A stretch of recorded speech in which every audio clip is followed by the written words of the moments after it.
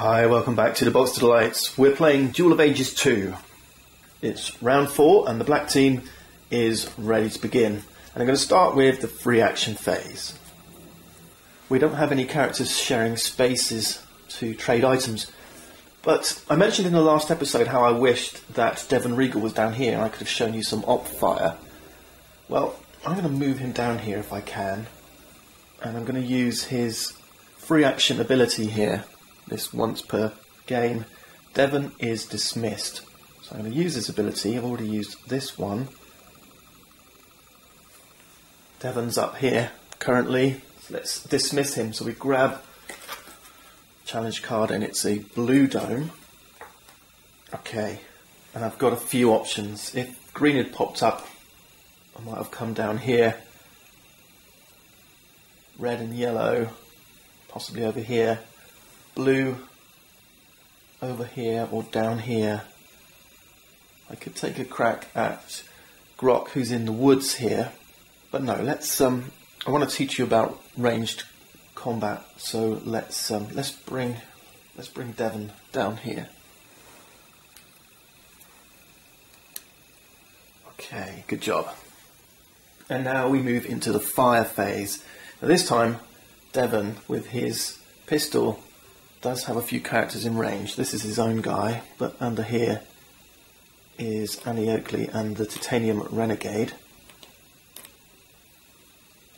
Unlike melee, you don't have any innate skills normally to allow you to fire without a weapon, but Devon can reveal this weapon.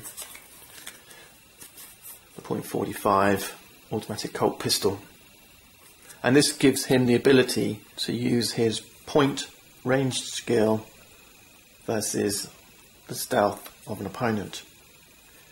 And the range here is 5. So we're going to reveal this. We also have this Gunslinger Holster. This doesn't actually do anything for the fire phase. It gives the user 1 extra op fire. Also, there's the other thing it does, that's quite handy. The point weapons and this card do not count toward carry limit. There's a carry limit of 4 cards, so what this means is that this card and the pistol aren't going to count towards his 4 card carry limit. Excellent. Okay, so we're going to reveal the pistol. Leave those there for now. And pick ourselves a target. Notice that different types of weapons, this is a point weapon, so we can use the holster with it. This is a point weapon because it uses the point range stat. Other weapons use these other stats, aim and throw. The other thing is there's different types of weapons. This is a single target weapon, it has a single dot here. Other range weapons might have 3 dots and area written here, and that means they don't target a single character, they instead target the whole hex, alright, and everything in that hex. So with this pistol we're targeting one particular person. This is the weapon's power and damage, just like we saw in melee. The number 2 here with the cross wire, the sights, this is the op fire stat, which we're not going to be using in the regular fire phase, and then the 5 hex range we've already considered. We do need to just check that Devon can happily carry this weapon. So we look at the requirements: strength 3, he's got 4, intelligence 4, he's got 7, so yeah, no problem with Devon firing that weapon. And his point skills, not too bad, is 6. Now, in ranged combat we can target up to 4 targets. Okay, so with our gun we could fire off up to 4 shots.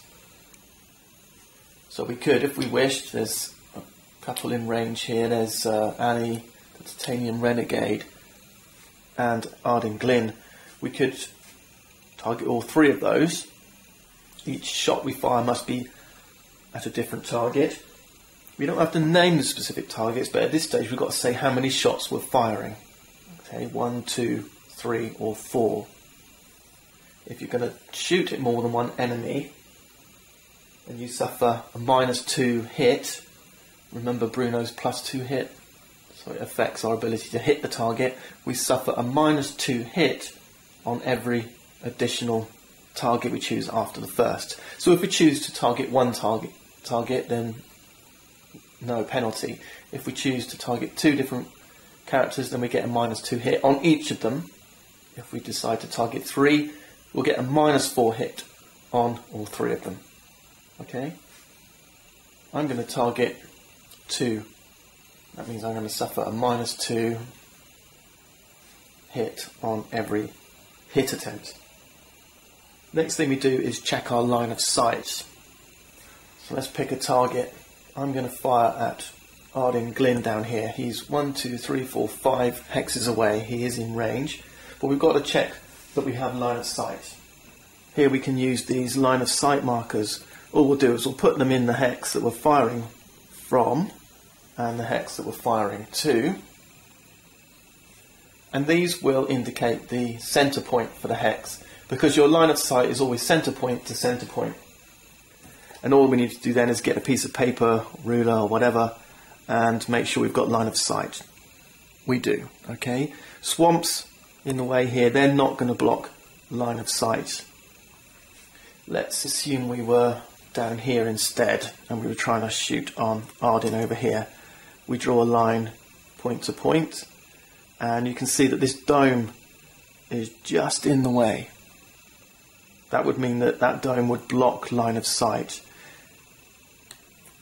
Interestingly, if we were just back a little bit over here, alright, we haven't got range as it goes, but we were trying to do line of sight. Although it might nick through that hex a little bit, what's important is not the hex, but the graphic on the hex. So if we're not touching the actual image, this red painting of the dome, then the dome's not blocking line of sight. Okay, nor do the numbers here. Right, so we're here, we've got line of sight on Ardin, we've got range on Ardin. A quick post-production edit actually. The dome, no one can shoot in, over or out of a dome. Alright, so I've just noticed that as I was editing that's the rule. So Devon could not have fired his weapon from the dome. But hey, ignore that. Ignoring that, everything else you're going to hear is good. So let's use it as an example. Just imagine that this was a bit of playing territory or something. However, some terrain, and we got some swamps in the way, they do give you a stealth bonus to the defender, and it's +3 for a swamp. Alright, so Ardin here, he can take cover behind these swamps. For every hex that has a terrain feature that gives some stealth bonuses, this time it is on the direct line of sight. So here our line of sight is cutting through 1, 2, oh, is that 2 or 3? I think it's 3 swamp tiles. So that's going to be a +9 stealth bonus to Ardin. Okay, so this is a stealth bonus that applies to every hex of terrain type that the line of sight touches. We're going to be doing a point with a -2 penalty because we're firing 2 shots, versus Ardin's stealth, which is 5 +9 because of the swamps. So that's 14, versus his point skill is 6 -2 is 4. Defender is better by 10. So this is going to be a pretty lucky shot if we pull it off. Let's grab a challenge card. Defender's better by 10. Defender is better by 10. Okay, that was dreadful. It was always going to be dreadful, but I wanted to illustrate the rules to you. It's a miss. But now we get to fire on our second target. This time I'm going to shoot at the Titanium Renegade. Range is fine, 1, 2, 3, 4. Line of sight is fine. This time we are running along the edge of this hex. But what you've got to remember is that sight is only affected by the image of the terrain, not by the hex. The image of the swamps does not extend out to the edge of this hex. It's the image of the terrain that's important. So our line of sight is completely free and there's no stealth bonuses for the Titanium Renegade. Let's have a look at the Titanium Renegade. So this time we've got 0.6 minus 2 because of the fact we're firing 2 shots in this fire. So it's 4 versus a stealth of 0. Attacker is better by 4. This Titanium Renegade is a big fat target. So we draw a challenge card. Let's see what we get. Attacker is better by 4 is a hit. That's good news. If it was a miss, and because Bruno is also in here, then we would have to do another range check against Bruno. Just the same process again, but we'd have to treat him as we would an enemy. Because the idea here is if you're aiming into a hex that contains friendly units and you miss the target you're attacking, then you could accidentally shoot your own guy. So he'd have to try and dodge that shot as well. But we hit our target, everything's good. Now we have to check for damage, just like in melee. So let's draw another challenge card. The power here of the attack is 5.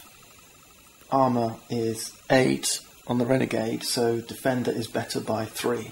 So we've hit. Our weapon doesn't pack a lot of punch. The Titanium Renegade has a lot of armour. Defender is better by 3.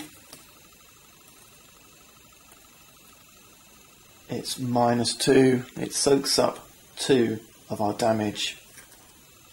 Unfortunately, the damage on the Colt is 3, minus 2. That's 1 damage counter on the Renegade. We've put a small little dent in his armour because his health is 7. Oh well. There you go, that's ranged combat. I hope you followed all that. It's pretty cool. Opfire is very, very similar. The only difference is that you cannot fire at multiple targets and take this minus 2 penalty. Instead, you look at the weapon, and the weapon has this opfire stat, which for the Colt pistol is 2. It's an automatic weapon. So we can fire. This says the number of shots you can fire. You can fire 2 shots during the opfire phase, and for no penalty. Okay, so most of these are going to be 1, but if you can fire 2 shots, then you don't get the penalty. The other thing is this number of uses. This one has a K on it, so if we had killed the Titanium Renegade, we just wounded him, then we would lose the pistol. It kind of gives the thing a limited number of uses, right? So that's the fire phase done.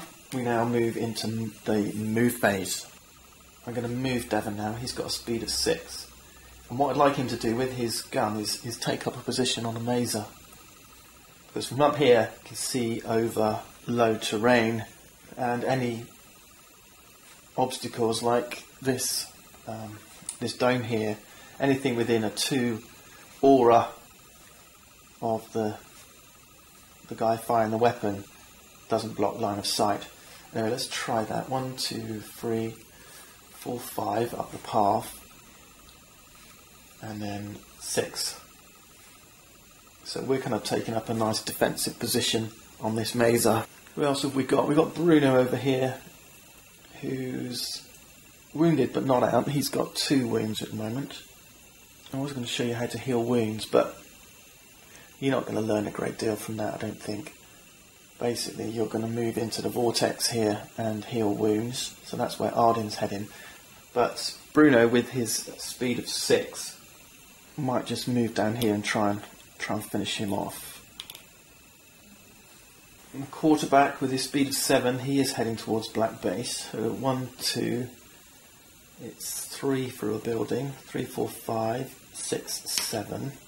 Maybe next turn we'll make it into the Black Base. You've got Sergeant Grit and 1st Marine Quag over here. Should give these guys a little bit of a better advantage here. I'm going to move Sergeant Grit over here, and then we'll move Quag onto this one. Yeah, we can just make it here. 1, 2, 3, 4. Spartacus would really like some weapons, I think. He's got a movement of 6. 1, 2, 3. Do we push that one back? Or do we get our own on there? Let's go in here. And now we got Davy Crockett and Frost Dancer, which haven't seen much action. Let's bring them into play. Davy Crockett has a speed of 6, Frost Dancer 7, and Davy Crockett can move through woods and swamp for just 1. 1, 2, 3, 4, 5, 6, 7. He's good here. And then Frost Dancer with her speed of 7. 1, 2, 3, 4, 5, 6, 7. Actually, I'm going to change my plan on Devon. I'll tell you why. He's got a secret. And it says, crossed swords and a kiss. You can play this card when the conditions below are met. If at the end of melee, the owner of this secret is a man or a woman, Devon's a man, he's alone in the space with an enemy character of the opposite sex. That's the downside, isn't it? You're not necessarily going to be alone there. And both characters are at less than max health, and both attempted a melee attack on the other in this melee. The enemy character switches sides. Right, we're not going to pull that off. Let's put Devon back. But you can see this is how these secrets are going to work. You can keep these in your hand, and if and when that condition arises, so if we went in there, had a fight, what I was thinking, had a fight with Annie, she did a little bit of damage to us, we did a little bit of damage to her, we could pull out cross swords and a kiss, have Annie move over to our side. So you can see these secrets are pretty cool. This other one is called Secret Passage.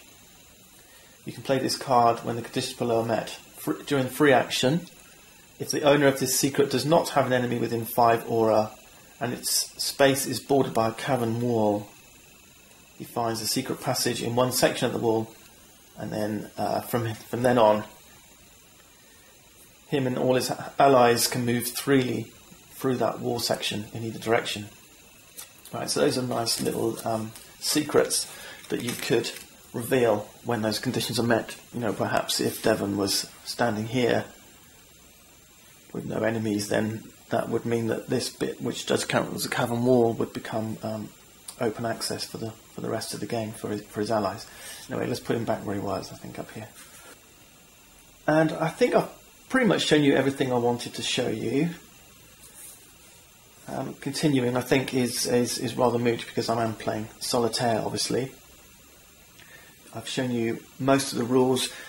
The only thing I've not really given you, I guess, is a sense of the adventure. You know, you've got to use this terrain to the best of your advantage. You know, the feeling is that if you can work as a team, if you can get tooled up, if you can, you know, put your characters in places like Devon is now with hopefully some kind of sniper weapon would be good.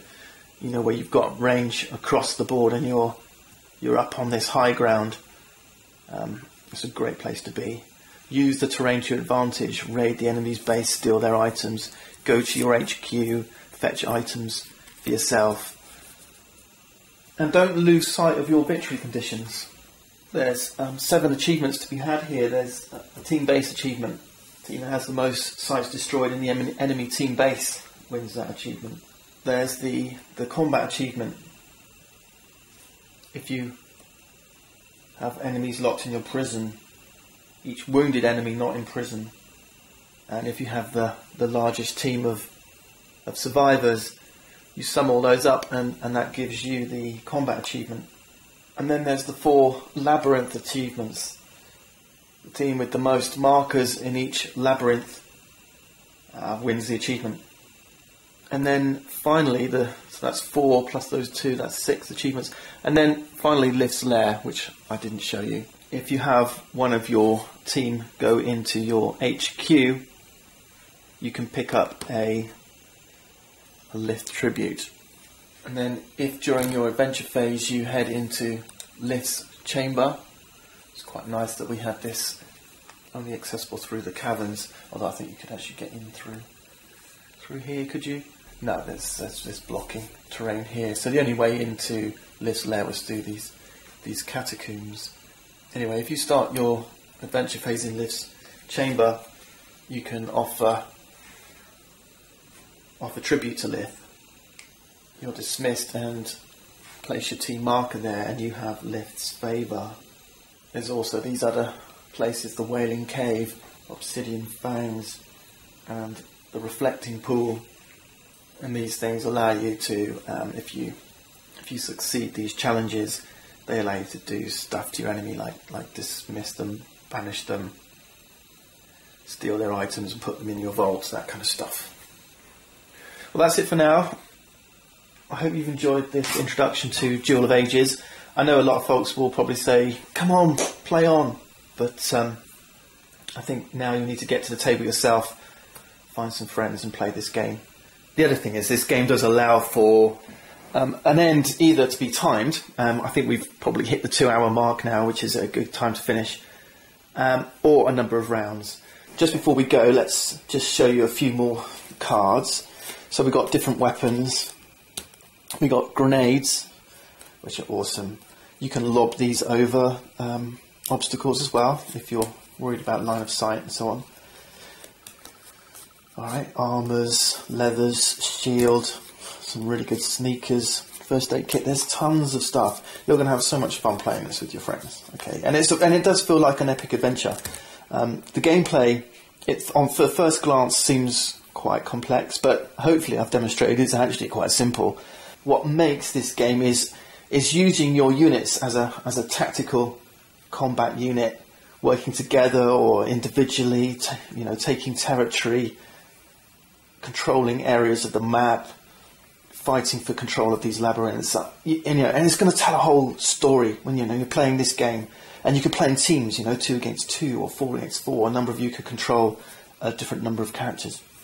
You can have a ton of fun with this. I think people will say, it's mechanical, I don't understand with the adventure. You've got to use your imagination, Imagine you're leading this team and imagine the environment and, get involved and role play a little bit. And there's so much game here for you to enjoy. That's it for now. See you next time.